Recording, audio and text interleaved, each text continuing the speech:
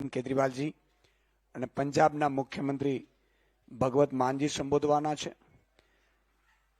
કઈ રીતે રાજ્ય સરકાર લોકોની સેવા માટે કામગીરી કરી શકે, સિસ્ટમ કઈ રીતે, વ્યવસ્થા કઈ રીતે બદલી શકાય અને એક આમ આદમીને કઈ રીતે લાભ મળી શકે। લાખો કરોડોના બજેટ હોય છે, પરંતુ બજેટનો યોગ્ય ઉપયોગ કઈ રીતે કરી શકાય એ દિલ્હીમાં પણ જોયું છે ને અત્યારે પંજાબમાં પણ જોઈ રહ્યું છે। ત્યારે હું આ પત્રકાર પરિષદમાં પહેલા પંજાબના મુખ્યમંત્રી માનનીય ભગવત માન સાહેબને કહીશ કે તેઓ આપને સંબોધન કરશે। बहुत बहुत धन्यवाद। अहमदाबाद के सभी पत्रकार साथी, social media, electronic media, print media, जिन जिन मंचों को आप रिप्रेजेंट करते हैं, आप सबका यहाँ पे स्वागत है। जैसा कि ईशुदान भाई ने बताया कि लाखों करोड़ों का बजट होता है, लेकिन आम लोगों के लिए उसका सदुपयोग नहीं हो सकता। ये हम बहुत देर से देखते आ रहे हैं। बजट के बारे में बातचीत चलती है, पहले आप लोग भी एडिटोरियल लिखते हो, बड़ी बड़ी डिबेट चलती हैं, क्या होगा इस बजट में, कैसा होगा ये बजट, आम लोगों को क्या मिलेगा, कौन सी चीज सस्ती होगी। तो इस बार जो देश का और गुजरात का बजट लगभग एक ही जैसा है, क्योंकि आम लोगों के लिए इसमें कुछ नहीं है, किसानों के लिए कुछ नहीं है, महिलाओं के लिए कुछ नहीं है, गरीब तबके के लिए कुछ नहीं है, छोटे व्यापारी के लिए कुछ नहीं है, दुकानदार के लिए कुछ नहीं है। तो जो गुजरात का बजट है, देश का बजट है, लगभग वही बंदे बनाते हैं दोनों को। तो अगर ऊपर बजट, फेडरल बजट जो है उसमें कुछ नहीं है, वो बड़े व्यापारियों के लिए बनाया जाता है, तो यहां भी बड़े व्यापारियों के लिए बनाया गया। जब विपक्ष ना हो या फिर सरकार को विपक्ष की परवाह ना हो, तब ऐसे बजट आते हैं। 30 साल से राज कर रहे हैं, उनको पता है विपक्ष है ही नहीं। विपक्ष कौन है? कांग्रेस। कांग्रेस तो उनके साथ ही है, कांग्रेस के तो उनके साथ बिजनेस इकट्ठे हैं, सांझे बिजनेस करते हैं, आपस में पार्टनरशिप है। तो फिर विरोध कौन करेगा? कोई भी नहीं करेगा, आम आदमी विरोध करेगा। जिस तक उसका टैक्स का पैसा नहीं पहुंचा वो विरोध करेगा। हर बंदा टैक्स देता है। कई सोचते होंगे शायद मेरे को, मैं तो इनकम टैक्स देता नहीं हूं। सिर्फ इनकम टैक्स वाले टैक्स नहीं देते। सुबह उठते हैं, चाय बनानी है, लाइटर है, उसमें गैस है, गैस पे टैक्स है। तीली जलानी है, तीली खरीदोगे, टैक्स है। उसके बाद पत्ती डालोगे उसमें चाय बनाने के लिए, टैक्स है। चीनी डालोगे, टैक्स है। दूध डालोगे, टैक्स है। कुछ भी खाना है, चाहे ढोकला खाना है, जो उसका मटेरियल आएगा, टैक्स है। फोन करना है, टैक्स है। मोटरसाइकिल पे जाओगे, टैक्स है। सब्जी खरीदोगे, टैक्स है। रात को आके खाना खा के सोने लगते हो, सोचते होगे अब आराम से सोएंगे, अब कोई टैक्स नहीं, टैक्स है। ऊपर पंखा चल रहा है, बिजली पे टैक्स है। अब तो सोते हुए भी टैक्स दे रहे हैं आम बंदे। तो कहां जाता है वो टैक्स का पैसा? आप आम लोगों को तो वापस मिला नहीं कभी। दिल्ली में अरविंद केजरीवाल साहब ने जब सरकार संभाली तो 30,000 करोड़ का बजट था, जब तक छोड़ी 66,000 करोड़ पे था, और बिजली 24 घंटे थी। स्कूल अच्छे हो गए थे, स्कूलों की फीस बढ़ाने भी देनी प्राइवेट को, और इंफ्रास्ट्रक्चर पे पैसा हुआ। स्कूलों में स्विमिंग पूल आ गए, लिफ्टें लग गई, कमाल के सरकारी स्कूल बन गए। लोगों को टैक्स देने का मजा तब आता है जब वो टैक्स की मनी लोगों पर वापस आ जाए, सड़कों के रूप में, स्कूलों के रूप में, अस्पतालों के रूप में, मोहल्ला क्लिनिक के रूप में, नौकरियों के रूप में, रोजगार के रूप में। फिर वो टैक्स देने का उनको भी लगता है कि हाँ, हम भी सिटीजन है, हमारा हिस्सा है, हम अपना हिस्सा खजाने में डाल रहे हैं, खजाने से हमें वापस मिलेगा। लेकिन यहां क्या है? वन वे ट्रैफिक है, इधर से पैसा जाता है, उधर से आता नहीं है, वो बड़े बड़े लोगों के पास चला जाता है। पंजाब में हमने 4 बजट पेश किए, अभी हमारा 5वां बजट आएगा आने वाली 8 तारीख को। 4 बजट पेश किए हैं। पंजाब में 90% घरों की बिजली जो है, 90% घरों को बिजली का बिल 0 आता है। फिर भी हमारा बिजली बोर्ड घाटे में नहीं है। हमने थर्मल प्लांट खरीदा है प्राइवेट कंपनी से, जीवी के प्राइवेट कंपनी है, उसके पास थर्मल प्लांट था, हमने खरीदा है गवर्नमेंट ने। पहली बार उल्टी गंगा बही है, नहीं तो बेचते हैं, तेल बेच दो, रेल बेच दो, भेल बेच दो, जहाज बेच दो, सब कुछ बेच दो, लेकिन हमने खरीदा है, पब्लिक सेक्टर को खरीदा है गवर्नमेंट ने।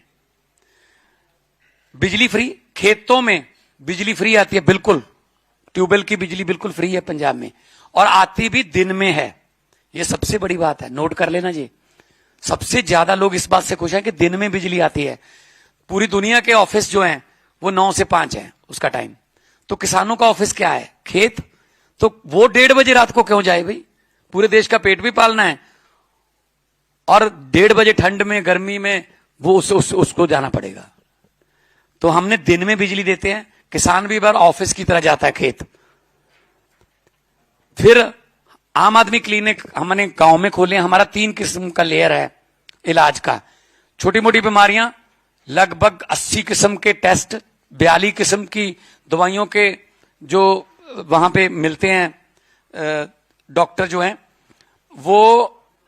अगर तो छोटी मोटी बीमारी है, बुखार है, कोई खांसी है, या कोई थोड़ा छोटा मोटा फ्लू है, ब्लड टेस्ट भी है, अगर ब्लड टेस्ट करवाना है वो तो वहां से। अगर थोड़ा गंभीर बीमारी है, खुदा ना करे, परमात्मा ना करे, वाहिगुरु ना करे, राम ना करे, तो पीएचसी है, प्राइवेट हेल्थ सेंटर।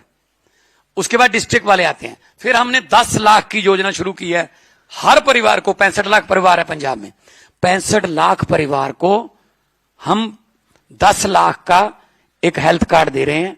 दे दिया, डिस्ट्रीब्यूट हो रहे हैं, हर रोज 50-60 हजार कार्ड बन रहे हैं।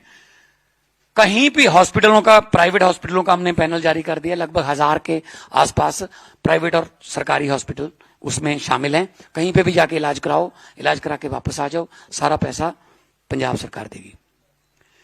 उसके बाद हमारी सड़कों का जाल बिछ रहा है। 67,000 किलोमीटर पंजाब की सड़कें हैं टोटल, लेकिन हम 43,000 को बिल्कुल नहीं बना रहे हैं।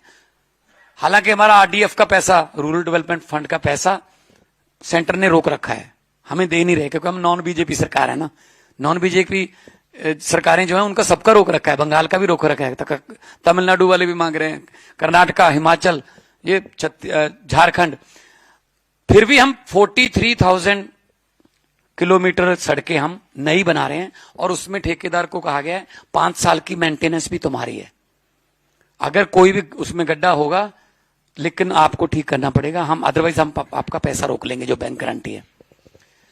उसके बाद अगर पंजाब पुलिस में कोई पंजाब का जवान कोई ड्यूटी के दौरान शहीद हो जाता है, 1 करोड़ रुपया गवर्नमेंट की तरफ से और 1 करोड़ रुपया बैंक की तरफ से, जिस बैंक से उनकी सैलरी जाती है, 2 करोड़ रुपया उसके परिवार को मिलता है आर्थिक सहायता। जान तो नहीं हम वापस ला सकते, लेकिन परिवार कम से कम आर्थिकता के बोझ के नीचे न दबे।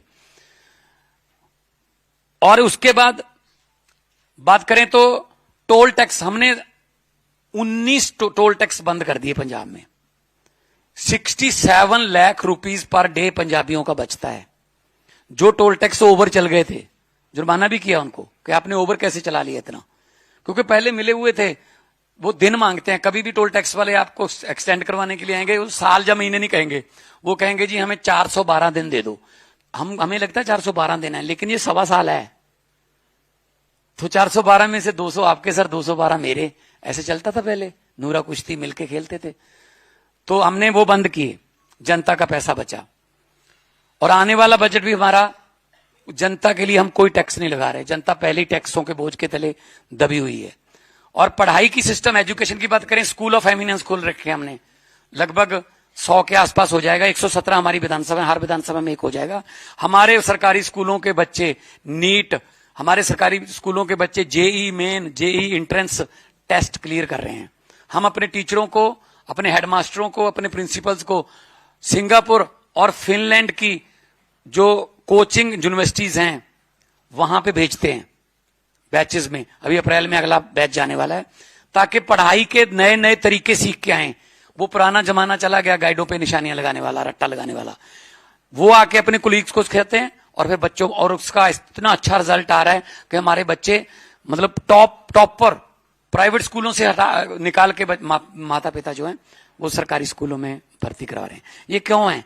क्योंकि सरकार की नीयत अच्छी है। हम सब नॉन पॉलिटिकल लोग हैं। अरविंद जी इनकम टैक्स से क्वेश्चनर थे, मैं फेमस आर्टिस्ट था, कोई ये भी हमारे मेरे आर्टिस्ट भाई हैं, सभी लोग हम ये काम नहीं करते थे। ये काम हमको इन्होंने करवाने के लिए मजबूर किया कि सड़कों पे बैठकर कानून नहीं बनते, जीत कर आइए। जब हम जीत कर आने लगे कहते अब इनको हराइए। तो ये क्या, मुझे समझ नहीं आ रही। तो नीयत अच्छी है, हम जनता का पैसा जनता के नाम करते हैं, पैसा बचाते हैं हम, कि जब पब्लिक का पैसा है बचाओ। अरविंद जी ने जब दिल्ली में ओवरब्रिज बन रहे थे तो दोबारा जब एआई से या इंजीनियर जो लेटेस्ट टेक्नोलॉजी के साथ जब उनका दोबारा अंदाजा लगा के उनका एस्टिमेट करवाया गया, 200 करोड़ रुपया बचा। 200 करोड़ की बिजली, अपना बिजली और दवाइयां फ्री कर दी। ऐसे घर चलते हैं जैसे हमारे बुजुर्ग जो घर के मुखिया होते हैं वो घर को चलाते हैं। इतना बजट है, इतना खर्चना पड़ेगा तभी हमारा घर चलेगा। एक परिवार की तरह देश चलता है। लेकिन यहाँ 3-4 परिवार जो है वो बहुत अमीर और अमीर हो रहा है, गरीब और गरीब हो रहा है। तो इस बजट में कुछ भी नहीं है। मैं गुजरात की जनता को ये कहना चाहता हूं, क्योंकि विपक्ष नहीं है, दोनों मिलकर खेल रहे हैं। आम आदमी पार्टी आम आदमियों की पार्टी है। हम सभी फर्स्ट टाइमर हैं। हमारे पास 92 जीते थे, अब तो 95 हो गए, बाई इलेक्शन आ गई कुछ। 95 में से 95% नॉन पॉलिटिकल लोग हैं। 25-26 साल के बच्चे जीते हुए हैं, जिन्होंने कभी जिंदगी में नहीं सोचा था कि हम कहीं विधानसभा में चले जाएंगे। तो ये बदलाव लाना पड़ेगा। ये बदलाव जो है वो देश में लाना पड़ेगा। लेकिन हम गुजरात के लोगों ने जितना प्यार दिया पिछले दिनों, जब भी कहीं भी आते हैं तो गुजरात के लोगों का प्यार जो है वो कुछ बता रहा है। वो आंखें उनकी कुछ बता रही हैं कि हमें बचा लो, हमको इस आर्थिकता के बोझ के तले हम दबे हुए हैं, हमें निकाल लो। तो वो काम सिर्फ अरविंद केजरीवाल, सिर्फ आम आदमी पार्टी और सिर्फ आम लोग ही कर सकते हैं। जो बड़े धनाढ़ हैं, पैसे वाले हैं, उनको आम लोगों का दर्द नहीं पता है कि दर्द क्या होता है। कई ऐसे भी घर हैं जहां एक अगले सुबह खाना खा के ये पक्का नहीं पता होता कि शाम को खाना मिलेगा या नहीं। ऐसे भी घर हैं। लेकिन ये बातें करते हैं बिशप गुरु बनने की। बिशप गुरु कैसे बन जाओगे आप? पहले आप हमारे रोजगार तो दे दो, हमें हमारी भूख तो मिटा दो पहले। अब तो पीडीएस में पंजाब सबसे ज्यादा अनाज देता है। 185 लाख मीट्रिक टन चावल देते हैं हम। बाढ़ आई थी हमारे, बहुत जबरदस्त बाढ़ आई थी, ऐतिहासिक। इससे पहले इतना पानी कभी नहीं आया। उसके बावजूद भी हमने इस बार 160 लाख मीट्रिक टन चावल दिया देश को। 125 लाख मीट्रिक टन एक महीने बाद अप्रैल में 125 लाख मीट्रिक टन हम गेहूं देंगे, सरसों देते हैं, अरहर देते हैं। पंजाब सबसे बड़ा डिस्ट्रीब्यूटर है सेंट्रल पूल में। लेकिन बदले में क्या मिलता है? किसानों को लाठीचार्ज। बदले में क्या मिलता है? आपके पैसे रोक लो, जीएसटी के पैसे रोक लो। ये हमें सिला मिलता है। 90% हमारी कुर्बानियां देश को याद करवाने में पंजाबियों की। बदले में क्या मिलता है? लाठीचार्ज। बदले में क्या मिलता है? आप चंडीगढ़ हम जो है वो हमको दे दो जी, चंडीगढ़ हमारा हो गया। बदले में क्या मिलता है? हमारी बजट की जो है जितना भी हम कोई पैसा मांगते हैं वो स्कीम रोक दो और तंग करो इनको। तो ये बातें अच्छी नहीं है। देश है, जो गुलदस्ता होता है ना, उसमें हर रंग का फूल हो तो अच्छा देखने को लगता है। एक ही रंग के फूल का गुलदस्ता आप 2 दिन के बाद आप थक जाते हैं उस गुलदस्ते को देख नहीं सकते आप। तो मेरा भारत देश है, रंग रंग का हर एक कल्चर है। गुजरात का कल्चर अलग है, पंजाब का अलग है, तमिलनाडु का अलग है, बंगाल का अलग है। फूलों को खिलने दो ना। लेकिन हाँ, एसआईआर आ जाएगी, हम अपनी ही जनता बना लेंगे, पब्लिक की हमें जरूरत ही नहीं है, जनता ही हमारी है। यहां वोट बना के उसको बिहार में ले जाएंगे, बिहार में वोट डलवा के उसको असम ले जाएंगे, असम से वोट डलवा के उसको पंजाब में ले जाएंगे। अपनी ही जनता बना ली, डिजिटल जनता। ये एआई है असल में, एआई ये है? तो इसीलिए मैं कह रहे हैं यहाँ पे अरविंद जी की अगुवाई में हम आए हैं कि गुजरात की जनता को प्लीज अपने अपने माइकों की, कैमरों की जगह पर और पेन जो भी लिखते हैं आप बताइए कि देश की भलाई के लिए हमें इकट्ठा होना पड़ेगा। कौम को कबीलों में मत बांटिए, लंबे सफर को मीलों में मत बांटिए। एक बहता दरिया है मेरा भारत देश, इसको नदियों और झीलों में मत बांटिए। मैं चाहूंगा अरविंद केजरीवाल जी, जो देश की राजनीति की दशा और दिशा बदल चुके हैं, वो अपने जो विचार हैं व्यक्त करें कि आने वाले दिनों में आम आदमी पार्टी का क्या प्रोग्राम है गुजरात के बारे में, और देश के बारे में आम आदमी पार्टी का क्या प्रोग्राम है। हमारे नेशनल कन्वीनर केजरीवाल साहब। आप सब लोगों को मेरा नमस्कार। वैसे तो मान साहब ने सारी बातें बोल दी, मैं बड़ी संक्षेप में 2 मिनट में अपनी बात सम अप करूंगा।